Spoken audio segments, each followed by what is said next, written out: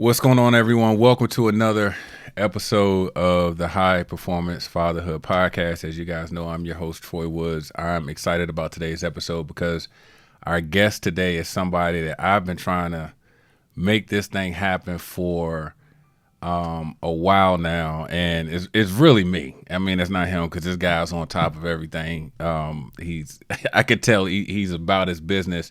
But I'm happy to have our guest, Mr. DeAngelo Malcolm, with us today to discuss fatherhood. I believe he's somebody that can offer us. And you guys know when I bring guests on the show, it's always about offering value. When I got this thing started, I said, hey, look, I don't have all the answers, but I want to talk to some people that can not only help you all grow, but they can also help me grow as a father. So without further ado, I want to welcome DeAngelo Malcolm to the High Performance Fatherhood Podcast. What's up, brother? How you doing? Man, I am great, man. I have no complaints today, except all them fireworks was blasted last night, man. But besides that, I'm like, Man, man, go to bed. Why can't y'all go to bed? how late was But it? How late were they going for y'all? man, they probably went to about 11 o'clock, man. Some people said it was going later than that, man. Look, man, at a certain point, man, let it go, man. But my brothers laugh at me. They always say, man, I have four brothers, and they always say, man, you just don't want to deal with them fireworks. You scared of them. I said, scared of them, man. I just don't like that loud noise. So maybe I'm just getting old. Hey, man, look, the older we get, the more on edge we get. That's what I've learned. Like, I don't like a lot of loud noises. I don't like a lot of crowds. I'm just like, man, let me just do me and keep it moving, man.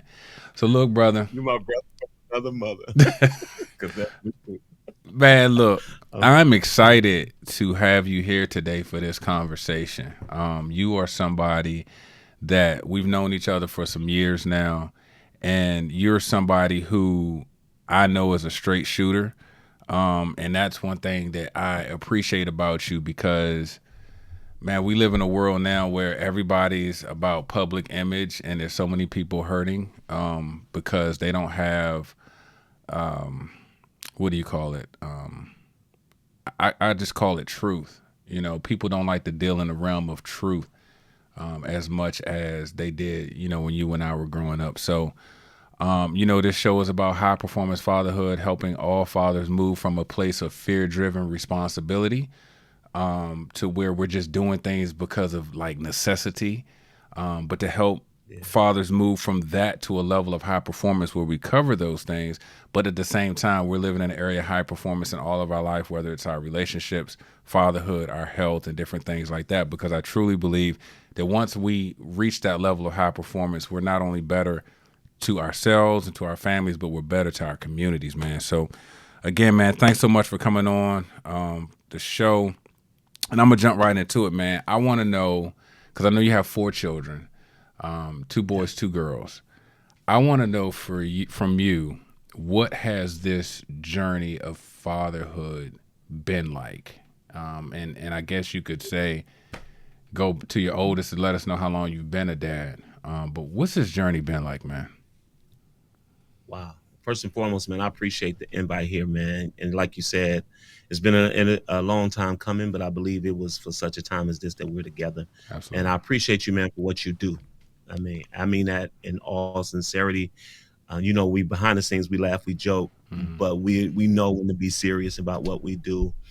And so, man, I'll tell you, man, I really appreciate you. I was a little jealous watching you and your son go, on the track with the bikes, man, the trails, rather. I thought that was so cool, man. I was jealous in a good way.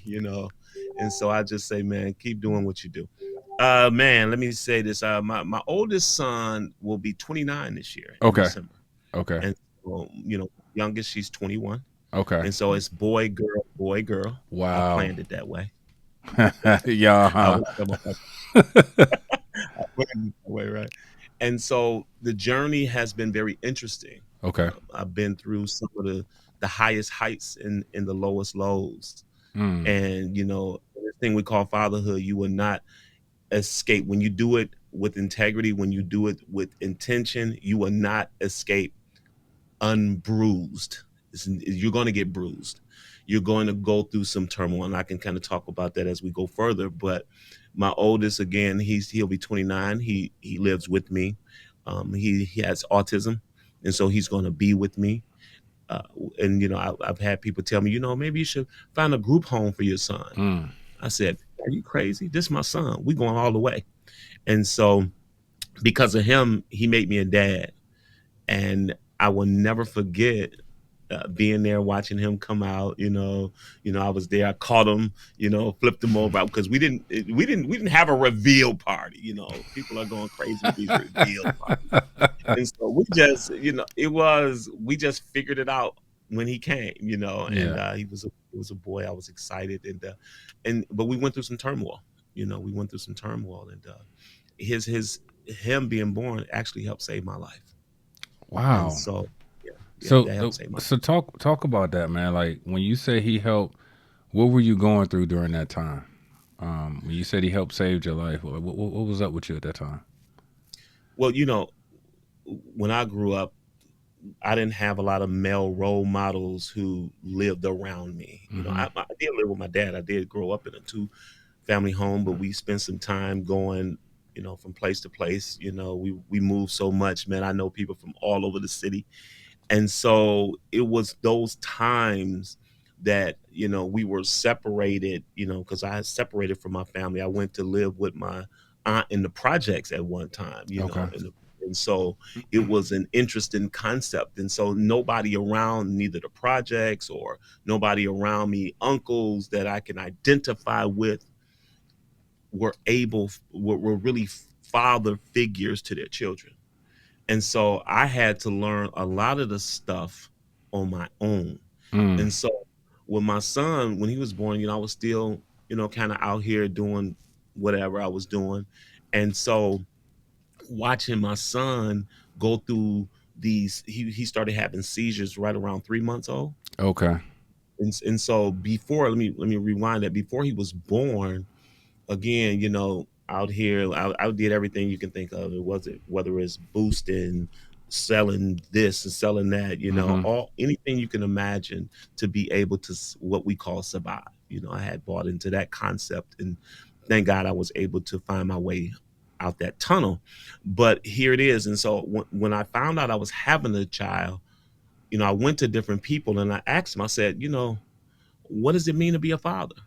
I was going literally Wow. ask, and Wow. nobody could tell me. Oh And man. so, it was like, I'll go from uncles and cousins, and some of them laughed at me, man. It was just really weird. And so I walked to the library. The library was maybe a quarter of a mile from my house. I had no blueprint, and so I went and got a book, and the book was, I will never forget. So you're gonna be a father, Wow. so you're gonna be a dad. I'm sorry. So Mm-hmm. you're gonna be a dad, and I'm like, wow. So I started reading a book. That was my first schoolmaster, if you will. But being out there in the world and in those streets, having a son made me grow up. It made me respect a little more. Not that I had no respect, but it created a avenue for me to find myself. Mm. And so the streets were pulling me. I never forget one of my friends, he's now deceased actually.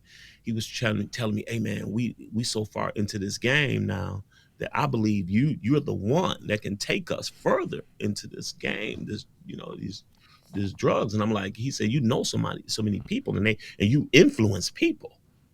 And he Mm-hmm. said, I think that you are the one we need really to be out in the forefront. And I'm like, really? He's like, yeah. He said, you're the one. And so what he was really saying is that he saw leadership in me. Mm. I have always been a leader. Mm-hmm. You know, I may have had some times when, I had to figure things out to find out where I was, but I've always been a leader. And so when he said that, I'm like, okay, I hear you, but that's not really the road I wanted to go down. My heart wasn't tugged there. And so when I saw my son for the first time, and I understood that I have a responsibility that others could not teach me, I had Mm-hmm. to learn. And I had to learn from what they call special needs child. But I always say he learns different. So Mm-hmm. my love and compassion had to change. And so I had to really understand what I was dealing with. And so, man, he came along at the right time. And because I could have went down the rabbit hole a different way. So I just thank God that, my son was born, because if it wasn't for him, I don't know how far I would have went down that rabbit hole, if that makes sense. Man, that makes perfect sense. I think what's interesting is because I know you're a believer, and excuse me. What's interesting to me is out of your four children, when you became a father, and you mentioned that you didn't have the roadmap, you didn't have the examples around you. I believe that you ran out the gate with one of the toughest challenges I think that you can face as a father. Yeah. Because as men, especially when we have male children, Right. and especially if we're able to find out before they get here, okay, I'm having a boy, or even if I'm having a girl, your mind automatically goes down different pathways, Yeah. and you start thinking about life with that little boy, that little girl. So you Yeah. kind of like, okay, well, I'm gonna do this, I'm gonna do this, I'm gonna do this, and then reality hits, and it's like, okay, I need to adjust. What was that like for you, first time father, and realizing, okay, this may not go according to the way that I have been thinking, even though you didn't have a roadmap per se. Right. As time went on, as he got closer to getting here, what did you find out before he was born? Did you find out not until birth? Like, did you guys kind of know ahead of time there may be some challenges? And how did you mentally prepare yourself, or was it just like, hey, we're gonna do this as we go? Man, that's a great question. Uh, we had no idea what was going on. We had no idea that he was going to deal with any of those things. As a matter of fact, when he was like 1, 2 months old, he was progressing so fast that it was like, whoa, this kid made, he's gifted, he's going to do some great things. And so, like any other father, when, and I use that, I use I use the title father as a person who cares for his child. He cares for his environment. As a father, I wanted to be able to spend that quality time with him, to watch him run, jump, play, and do a lot of different things, especially sports. I said, I wonder what he's gonna play. He's gonna play basketball. He's gonna play football. What is he gonna do? And so here it is. I'm watching my child, at 3, 4, 5, 6, 7, 8, 9 months old, who couldn't pull up and stand in the playpen anymore after he started having the seizures at 3 months. And so we didn't discover it until we were at church. Actually, Oh ironically, wow, okay. it's weird because I wasn't going to church really to find myself. I was going with my girlfriend at the time. And so I was sitting in the back of the church, fresh out of the club the night before. I'm like, yeah, these people pretty lame. How are all these young guys, doing this? But then it was times when God would remind me. He said to me years ago that he said that I want to use you. And you kind of sort of listen to that, and you don't really understand the magnitude of it in the environment that you're in, especially when you're dealing with so many things in your Mm-hmm. life, right? And Mm-hmm. so the environment that I'm in, I'm feeling like, this is not going to happen for me. God's not going to use me. And I remember, Troy, I will never forget this, man. I'm sitting in my backyard, and I'm shooting baskets, and I'm saying, well, I'll give my life to God when I'm around 18. And I will Mm-hmm. never forget, just like we speaking, I remember hearing the voice of the Lord telling me, you're going to get saved in my time. Mm-hmm. And so it took my son to show me and give me a different avenue of where God was taking me, because in the route that I was going, it wasn't leading to him. It was leading in the opposite direction. Mm-hmm. And so as I began to grow as a father with a child with special needs, it taught me a different way to love. It taught me a different way to view the world. It taught me that, you got to look a little bit different. And I'll never forget, and I don't think I've ever shared this publicly, but I'm going to share this here with you. I remember my wife and I were talking, and she said something to me I will never forget. She says, I want to know if you're ashamed of your son. Mm. And she had tears in her eyes. I said, "What?" I said, "Why would you say that?" I was hurt. I was genuinely hurt by that. And she said, "Because you don't spend enough time." I said, "I'm working. I want to make sure that he gets provided for. I want to give him all the clothes and all these different things." And so she said, "No, it's more than just the things. It's the time." And so I said, "Well, you got to understand, I was never given that. I thought being a father meant providing, these things." And so she said, "Yeah, that's good, but it's the opening." She opened my eyes that it's the time too. And so I was thinking I was doing such a great job because it was things that I was denied Mm. as.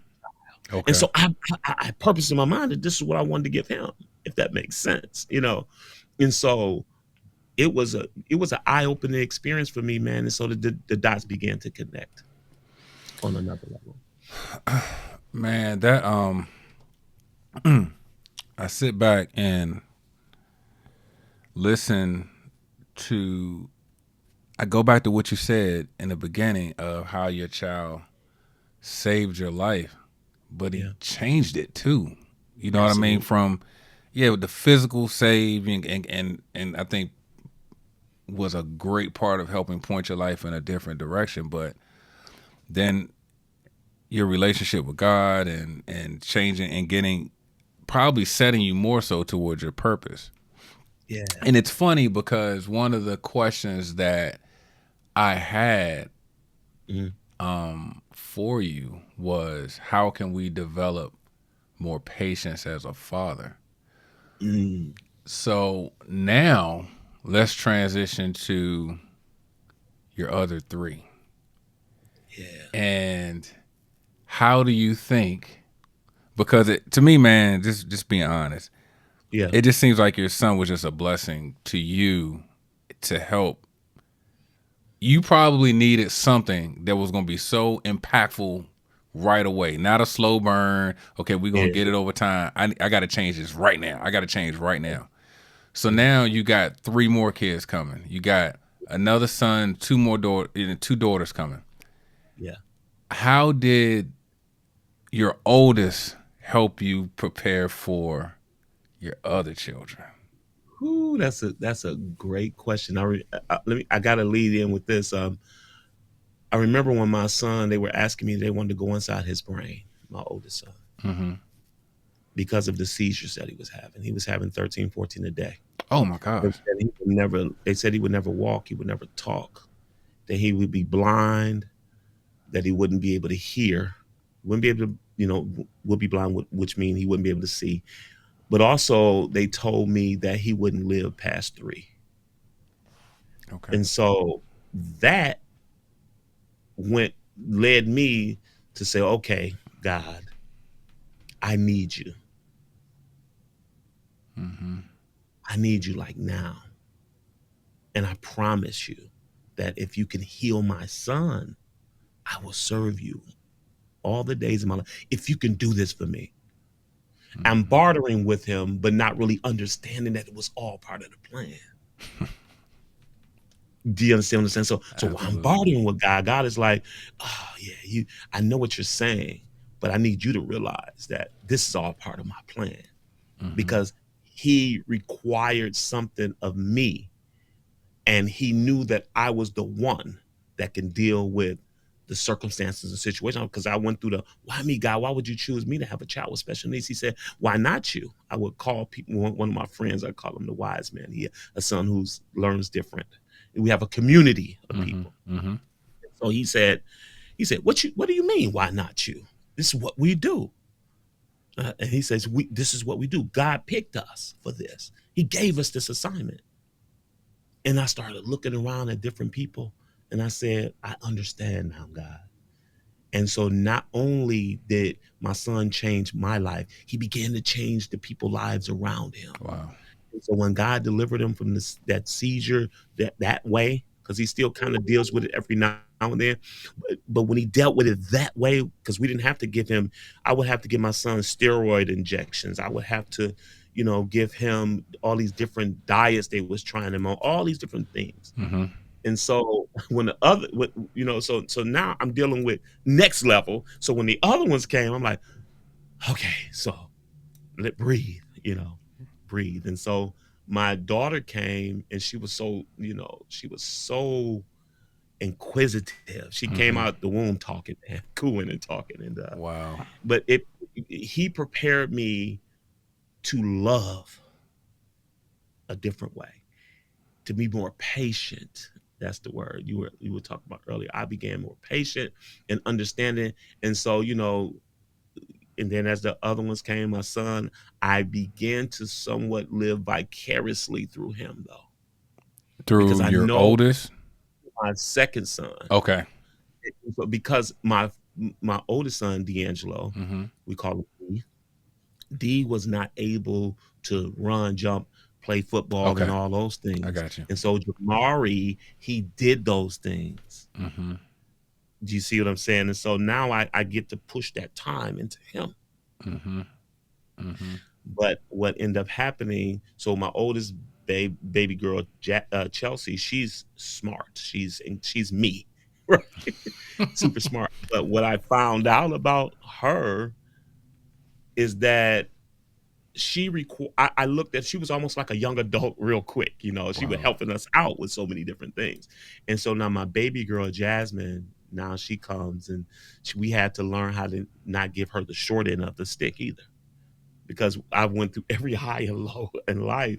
And so God began to mesh that thing together. And so I will say, you said, how did that work? It Mm-hmm. worked. I made it work, and God led me through a lot of that, man. And he was the father that I never had. I had a father. Let me stop. Let me pause. I don't know if we going here yet. I That's don't. dude, you flowing. That's literally where we was going. So it's not that I did not have a father. I did not understand him. Okay. My father lived with us. We went through highs and lows in life. I remember that I felt, you know, he didn't do enough, because when we were at our weakest moments, it was my mother who was always rising to the occasion. It wasn't my father. But what I learned is that my father could only give me what he had. And so I was 15, 16. I was, working and, providing certain things for my family, food and everything. This is what I did because I wanted to make sure that they ate. My father, he worked at Ford Motor Company and for all these years and years and years. And Mm-hmm. then, he had some issues and then eventually was not there anymore. But I felt like he wasn't stepping up. And I Mm-hmm. will never forget my arrogance. My arrogance denied me the ability to appreciate the love that he tried to give me in the only way he knew how. He took me fishing. That was his thing. He taught me that. So that's always going to be dear to me. He taught me certain things. He's never been, I think he made a came to one of my basketball games Mm-hmm. as a kid. But what I found out later is that he could only give me what he had because his father never fathered him. Mm. And so I have to say it has to stop somewhere. And I will never forget, my father had a paper route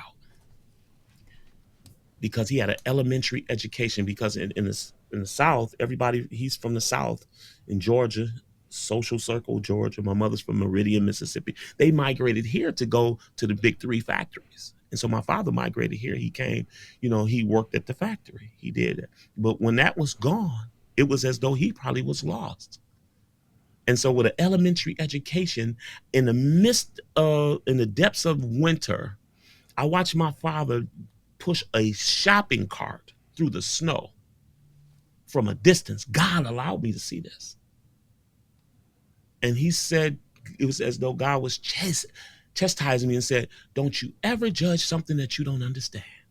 And so then my respect for my father resurfaced. And so that, that led to a lot. And then when he died, my dad died in '03. He had Lou Gehrig's disease. And so, he died of, what they call it ALS, Lou Gehrig's disease. And I will never forget the emotions that I felt, because that was the first eulogy I've ever performed, was my Wow. dad. Wow. You know, so that was a eye So opening experience, and I never cried. I'm sorry, go ahead. no, and I don't want to cut you off, but I want to find out: did you ever have an opportunity once you realized that when you had that moment where God was telling you never to judge something that you don't understand? Did you ever have time to go back and try to not Recon- reconcile or improve or get peace and in that relationship from your perspective? yes, I did. Okay. As I got older, Okay. my father and I, we began to have a better relationship. And I had never heard my father tell me he loved me until he was on his deathbed. And so I remember, him telling me he loved me. And that's probably why I tell my kids I love them all the time. Hugging on them and showing them, that. But when he was on his deathbed, he told me he loved me. And that probably kind of like almost broke me. You know what I mean? Because I never heard it before. And so he, yeah, to answer the question, we reconcile our differences. We began to get closer, and where I was calling him every day. And Mm. I just remember just seeing his last days were really rough. And I remember when my father passed, I didn't cry for a while. Didn't cry, and because I had too much to deal with. You know what I mean? What Mm-hmm. I was the one that was keeping the family together. I'm the one who had to coordinate. He died at home through hospice care. And so I was the one who had to coordinate him getting out of the house. And so I told everybody, said, look, we got to pray because my mother's not going to let y'all take him out of this house. And I told the people from the funeral home, I said, look, when we begin to pray, I need you to go get my dad and take him out. Mm-hmm. See, those are the things that I had to do for the family too, because I'm not the oldest, but I'm looked at as the oldest, and I'll never forget that, but I remember riding down the street. This is months after my father died. I pulled the car over and I broke down because I started to feel the release, but I broke down. I started to feel like a human again, if that makes sense, Mm-hmm. because I started to realize that I did some things right at the end, and Mm-hmm. thank God that I did those things right at the end. That you know, yeah, Man, it's really interesting, man. I think you and I share a some similarities in that regard. I remember, when my mom passed some years back, and I'm the youngest, right? And what I have found, like my family and my wife's family, our nuclear families are our way of dealing with each other is completely different. I always call them the Huxtables. Like they all in. They all in. You know what I'm saying?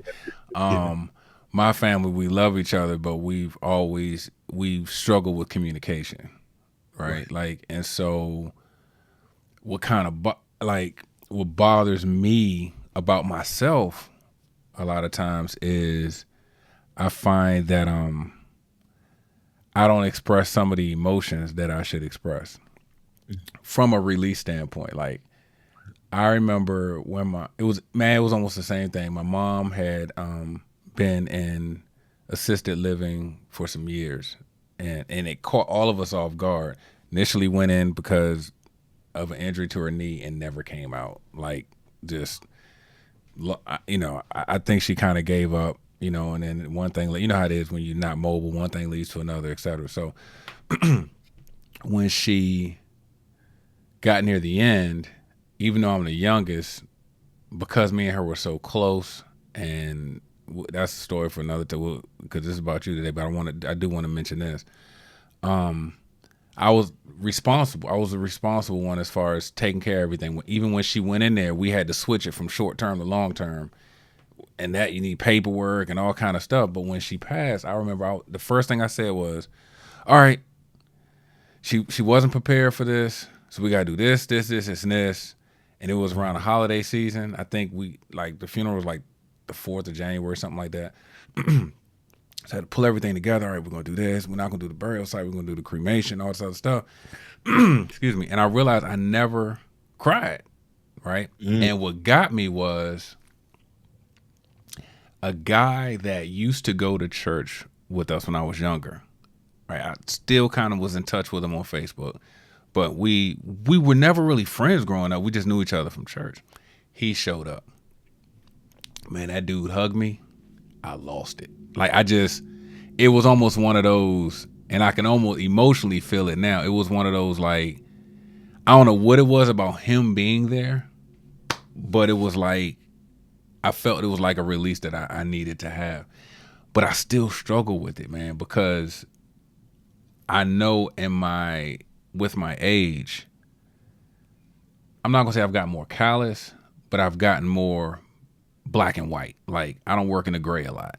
You know what I Right. mean? And I'll see things. You know how it is, man. You be watching the movie. There's a fatherhood moment, Yeah. and everybody else, oh, this cool over here, and you over here, you fighting it back. Like, man, what is going on? You know what I Right. mean? And I find myself going through that, man. So I said all that to say, I feel where you coming from with that, man. And I don't.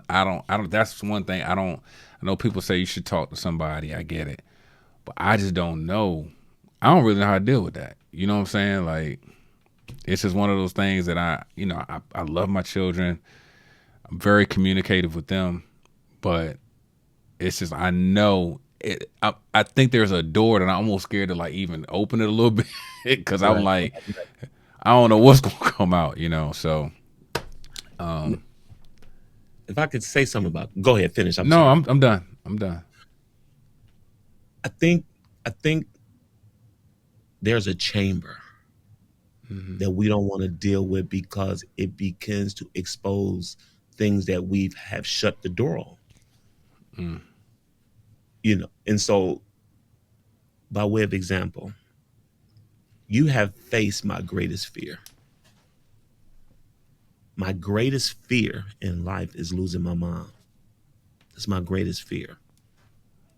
And when she had the stroke, I was at the she had a stroke last May, the Saturday before Mother's Day. Mm. And I remember her walking in on her own and coming out on a walker. And so it really did something to me because I believe some things happened that think in that hospital. But that's my point is the pain that I felt that I could not be there to help her in that moment Hmm. because it's beyond help in a physical aspect. I can't do it. And so there I begin to lock the door on certain things and just start Hmm. going to help and help and help. But the emotional part that I never released is the fact that I was angry about what happened. I was frustrated because I'm watching my mother. I bought her a new stove Hmm. a few months before she had the stroke, and she would always say, D'Angelo, she would say, I love you, thank you so much. She told me, she wanted, she would always be this mushy stuff. I was like, come on, you're being all mushy, come on. Hmm. But man, I yearned for that after the stroke because she has not been able to show me that same type of Mm. wrap your arms around me and understand this is that, you know what I mean? And Hmm. that broke me. But we close chambers off for we think we're protecting ourselves. But I think that I came home one time and I just broke down. TD Jake said something I want to share with you, man. He's and I hope this gives you some sense of comfort from a brother who understands, right? And who's used this. He says after Elisha had Elijah had, he had the strongest battle. He went and killed all these prophets of Baal. Mm-hmm. And Jezebel said, "Well, that's cool, but I'm gonna kill you tomorrow around this time." And so he ran. If you remember the story, he Mm-hmm. ran. And TD Jake said he ran to the backside of the desert. He said every man needs to be able to go to the backside of the desert and break down so God can build him back up. Wow. And I had to go and break down so God can build me back up. So when I broke down through this situation with my mom, it gave me a little bit more clarity. I'm not going to tell you that I'm all the way out the woods, no pun Mm-hmm. intended, right? But but I'm there where I'm able to cope and deal with that, if that makes sense. And so that's where I'm at. So so I That pick, was perfect. That yeah, was that helps a lot, man. I just think is I was thinking about what you said about your dad and what he didn't have as a father, man, and I think one of the things that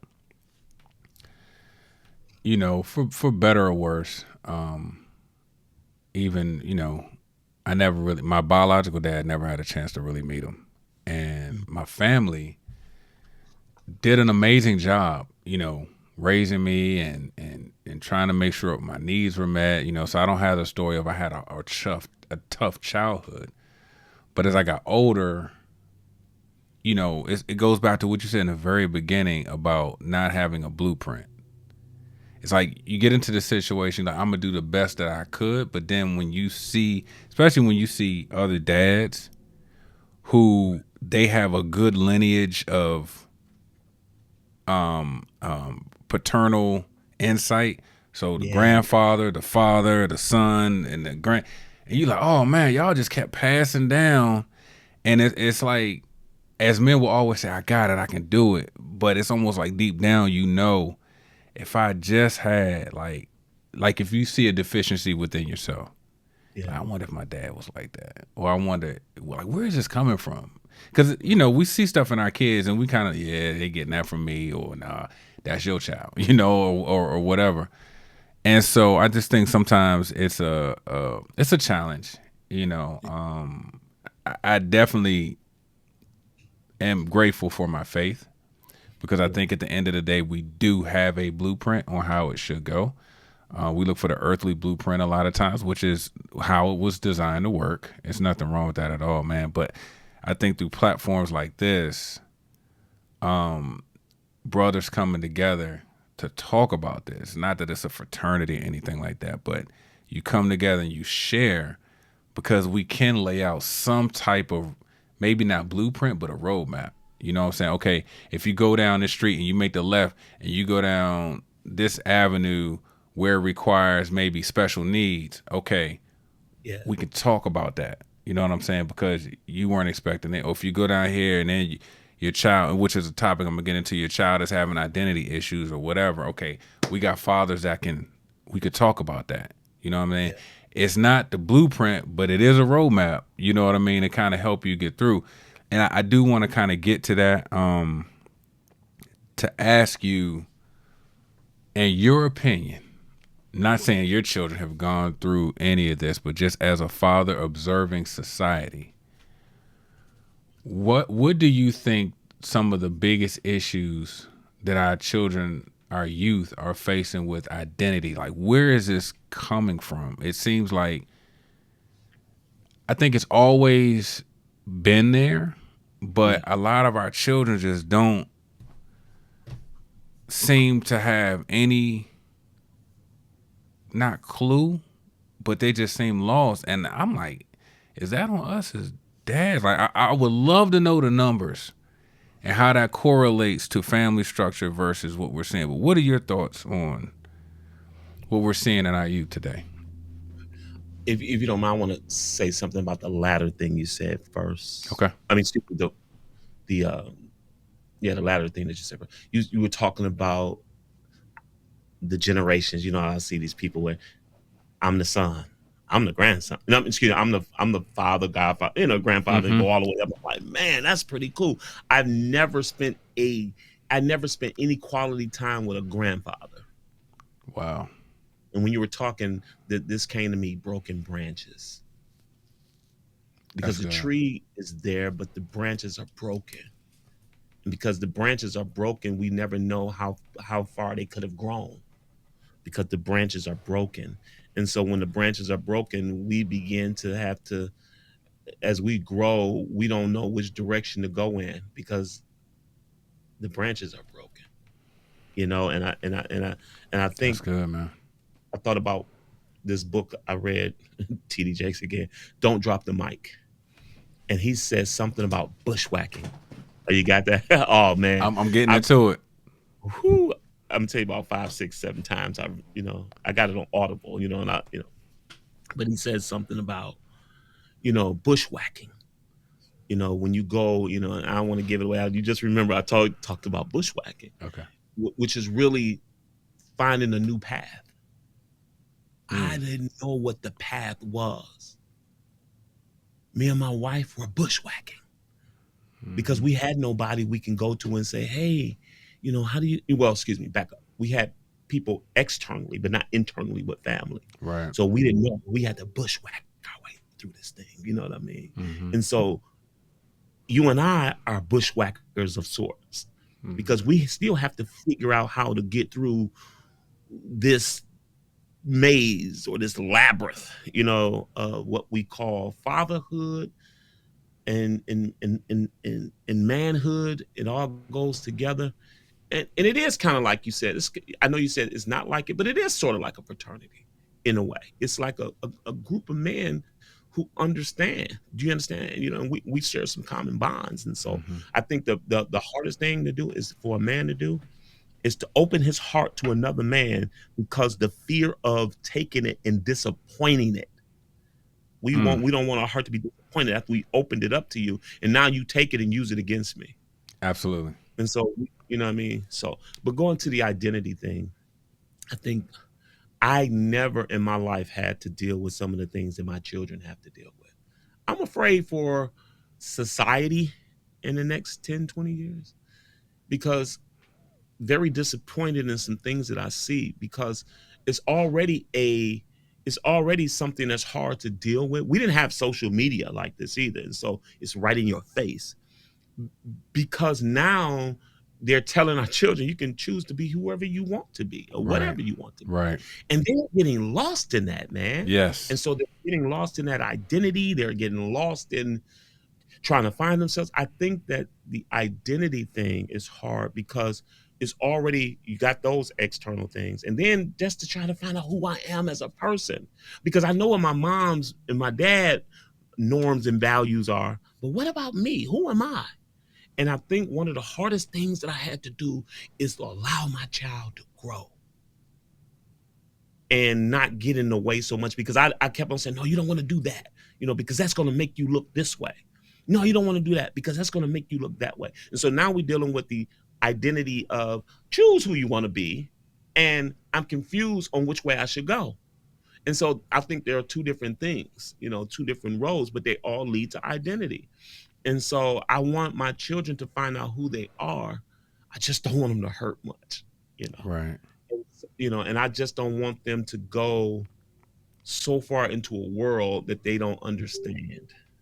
Okay. And so when I'm talking about trying to find themselves, I'm not sure if that's the world you were going for the Yeah. identity piece, but yeah, man, It and feels I'll tell like you this. society is just taking the family, um, the influence of the family away, Yeah. and inputting it. For instance, I heard a No, that's. I'm sorry. Go ahead. I'm no, with you though. yeah. I mean, I heard something. I heard something today, and I don't really want to because people can search it up, but I don't. I just want to kind of talk about the general topic of it. But Yeah. I think this is true of us as fathers. When you have people that want to live a certain lifestyle, most of society doesn't care. Like, okay, if that's Right. what you want to do, you do Right. you. I want the best for you, right? But Right. at the end of the day, you're an adult. You have to choose the path that you feel is best for you. I was having a conversation with someone and they said, even in the Bible, it says you have the ability, I'm paraphrasing, you can make the choice, but choose life, right? You can Mm-hmm. make the choice how you want to live, but go ahead and choose life. It'll be easier for you, Right. you know? And Right. so I think what gets at me is I see a lot of the influence is now being pushed onto children. That's Yes. where my biggest concern comes in because as an adult, man, look, I love you. I'm always want the best for you, but when children are impressionable, and I believe that when you start dibbling dabbling with that, to me it Yeah. looks like you're trying to persuade the next generation or you're trying to influence instead of because there's certain conversations that children should not have in third grade. I'm sorry, like that's just how I believe. I'm like, look, man, like why are we even discussing this at this level? It seems like some of the stuff needs to be one-on-one counseling. So Right. if people have a question or understanding, one-on-one counseling. But then when you force it into the curriculum or you force certain things and ideologies, and then you tell the parents, this is the big one, you don't have a right to really, control what we teach your children. That's basically what it's come down. If your kids in their school, you can't really tell us have any influence on what we're teaching. And I said all that to say, when it comes down to identity, right? I believe identity comes from like what did we do before social media? What did we do before TV, radio? We learned from our tribes, people that we were around, our environment. You had an uncle that was great on working cars. I mean, well, that's kind of we had TV and stuff then, but you had Mm. this uncle that was great at farming. You had this uncle that was, he was an educator. He was smart. We learned from each other. Now it's like it's so much we're taking the community away. Right. And now it just seems so systematic, bro. It just seems I'm looking at this and I'm like, no matter what the topic is, I feel like children now. I heard someone say this before. We're giving away too many participation trophies Yeah. because now you lose a job, you want to jump off a building, and it's like, why? There's plenty of other jobs out there. So that was I ain't planning on saying that much, but that was just kind of like the thing that was getting at me. I'm like, I'm looking at these kids on YouTube and different things like that, and they're thinking that there's this alternate reality out here that Right. exists, and it doesn't Right. exist. Right. That's funny. Me and my kids were just having this conversation last night, Okay. and talking about what you're chasing. Right. You're Mm-hmm. chasing after something. You want this thing to happen. Mm-hmm. You're chasing something that doesn't even exist anyway, right? Mm-hmm. This world, and what I mean by that is we're talking about the American dream, Right. and so that doesn't exist, Mm-hmm. and so as we start talking about identity, well, if I have to tell you, hey, I'm this, Mm-hmm. okay, you're that, Mm-hmm.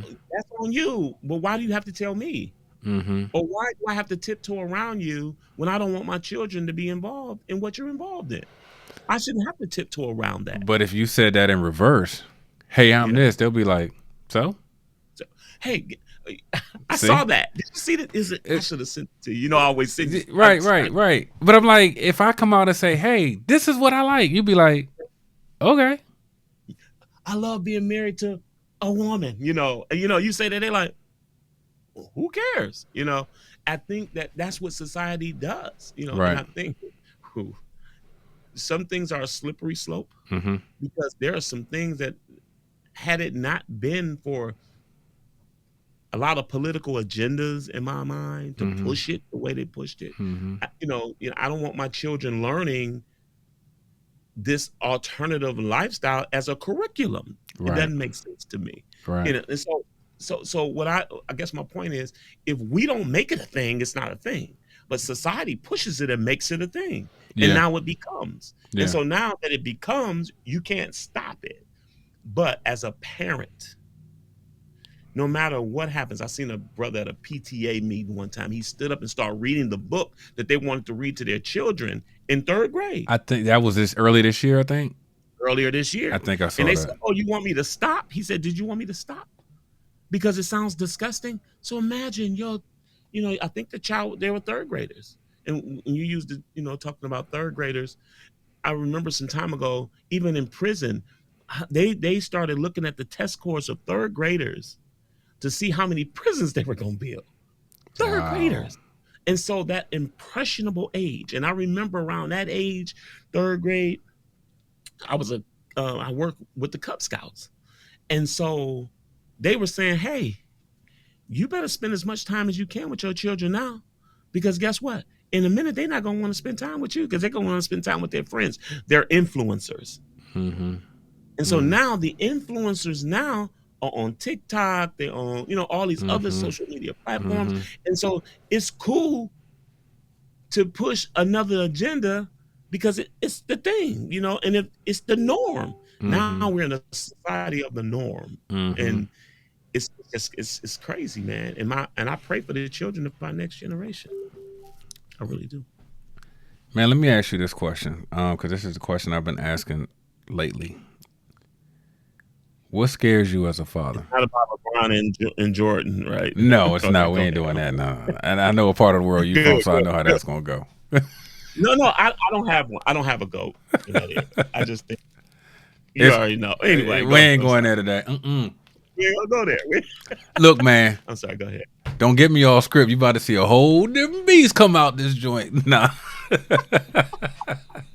gonna leave you alone, no, man. I'm I'm just gonna playing leave you with you, alone. man. I think it's all a game to me. I got my shield. I got my shield though, just in case, man. Hold on, let Look, me get look, my shield. look.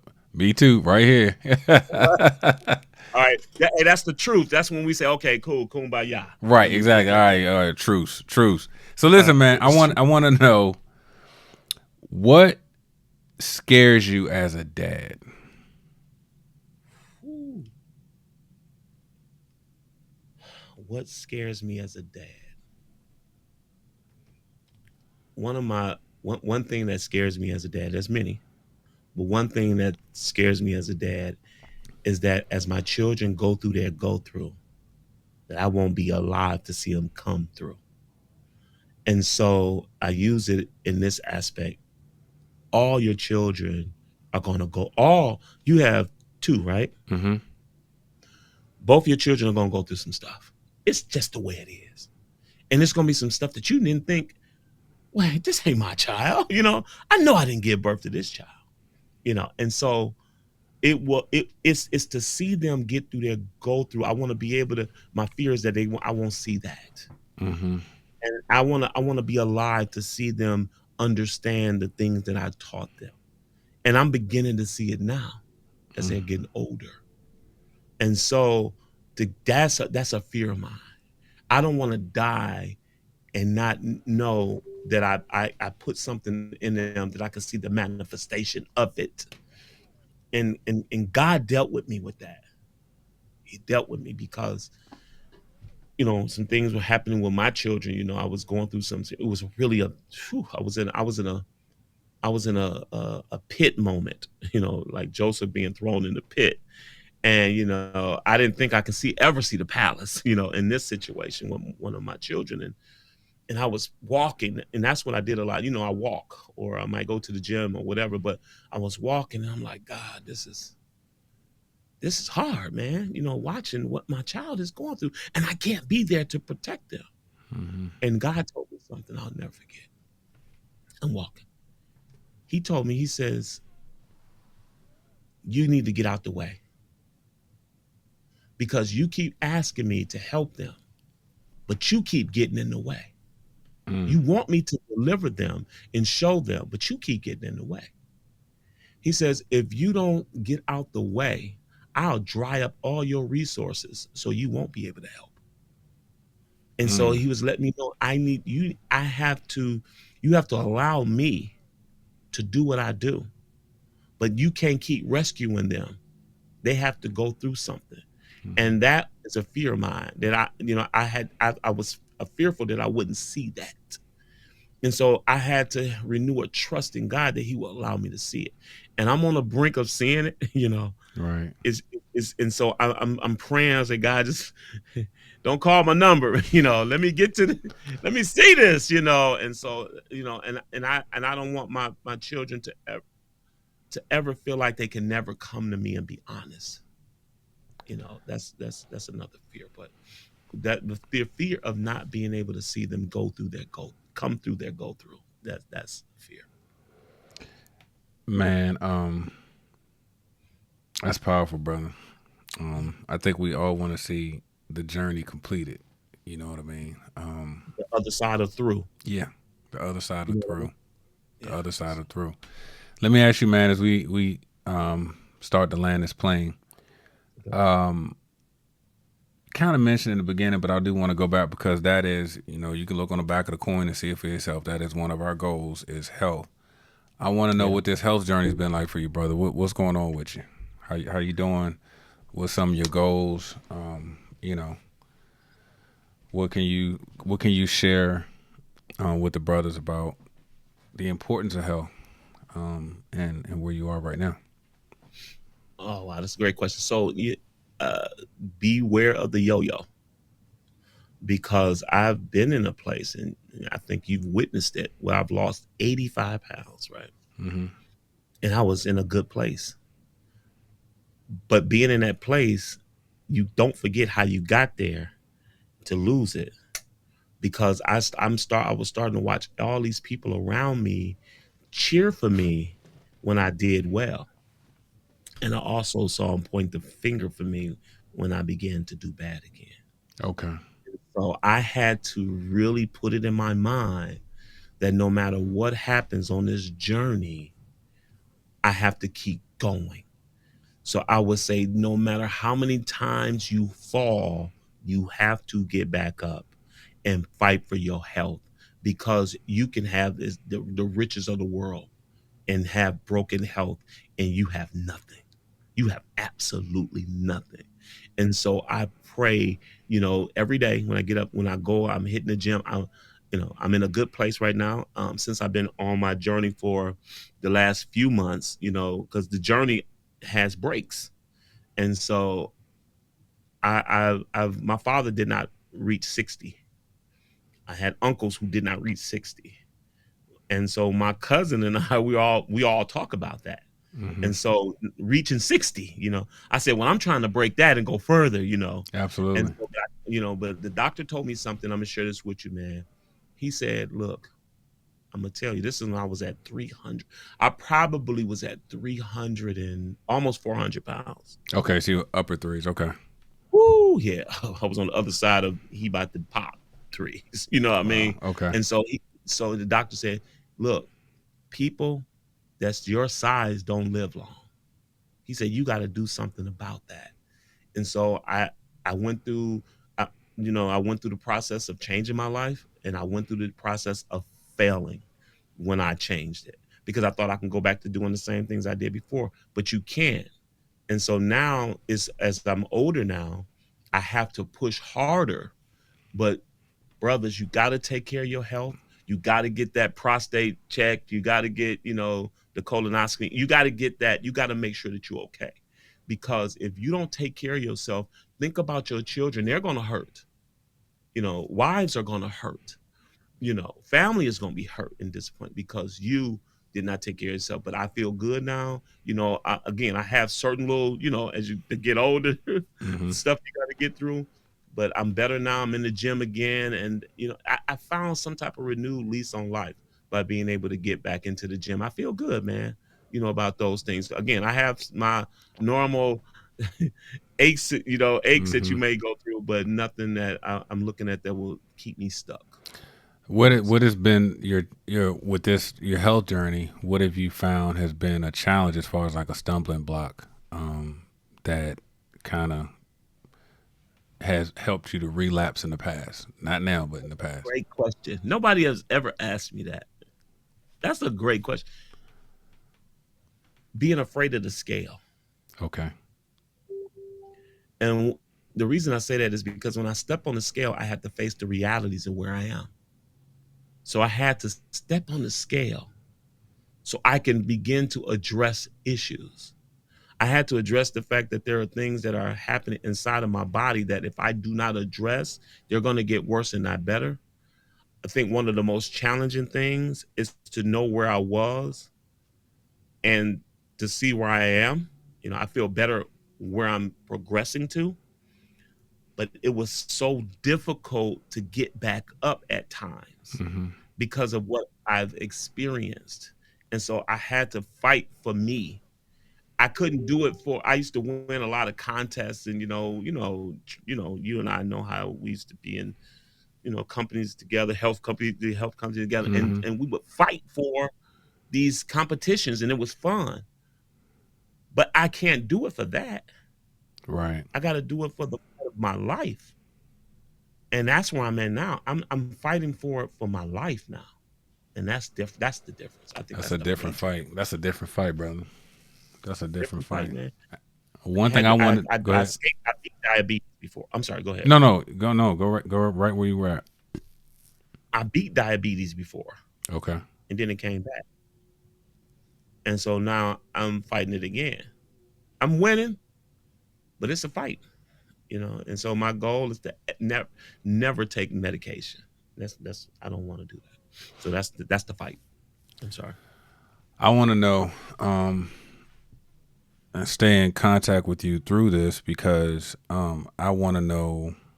I believe that things like this is part of a support that we can build in the community, in our Yeah. community to help. And so I'll be in contact with you because I do want to know what type of support, if we don't have it, that we can build in and help not just you, but just other people that, man, a lot of dads, the greater percentage of dads are dealing with some type of health something, whether it's just weight gain or whether it's just other things that's going on.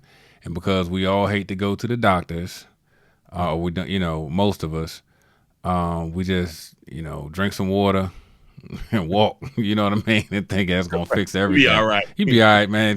So but we'll be in contact with that. But listen, as we close off, I want to know, and I ask all this, I ask this every time we end the interview: is what advice would you have for a new father? So you're gonna be a dad. Yeah. My advice is to let me pause for a second. Because that's a great question. Because it gives me emotions because of what I dealt with. There's no blueprint. It's going to be some on the job training. Don't be afraid to fail in the beginning. Don't be afraid not to be, don't cross out being perfect. You're not going to be perfect, man. But what you do is time after time, get up and fight every day. Develop a strong prayer life that God will lead you and guide you, get you a support system. Find somebody that you can confide in and talk to in your weakest moments. And understand that when you get up in the morning and you have to fight for this thing every morning, remember that, hey, there are other people who had to pave the same way that everything that you're dealing with, every emotion, every fear, all the anxiety, you're not the only one who's dealt with that. We all deal with it, and we deal with it differently. Find a stress relief, you know, but love on your child. Look into their eyes and see yourself in them. And that's going to push you on this journey. And that's going to make you want to fight for them. That's going to make you want to provide for them. That's going to make you want to be a better father. And so my another piece of advice, again, don't be afraid to fail because you really never fail. You learn. So you just got to keep pushing in that direction. That would be my advice. Man, that's awesome advice. And we gonna end it with that one, brother. All Um, right. dude, this has been a very insightful conversation. Um, I love having these conversations because you walk away not only knowing more, but you know more about the person more. And for what we do, you know more about the Father, and you get some more tools to put in your toolbox. Even if it's not you going through something, maybe you get a tool that you can pull out some time to help someone else and what they have going on, man. So I really appreciate you taking time out on this Wednesday morning Yeah, to have this conversation with us, brother. my pleasure, man. Thank you for having me, man. Absolutely. All right, you guys, listen. That's it for this episode of the High Performance Fatherhood Podcast. We'll catch you on the next one. Take care.